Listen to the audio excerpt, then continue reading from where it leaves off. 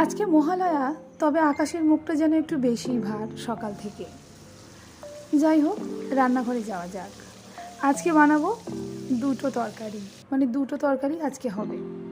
প্রথমটা হলো ফুলকপি আলু দিয়ে মাছের ঝোল, আর দ্বিতীয়টা হলো বাঙালি তথা অবাঙালিদের অতি পরিচিত এবং অতি প্রিয় লোটে মাছ।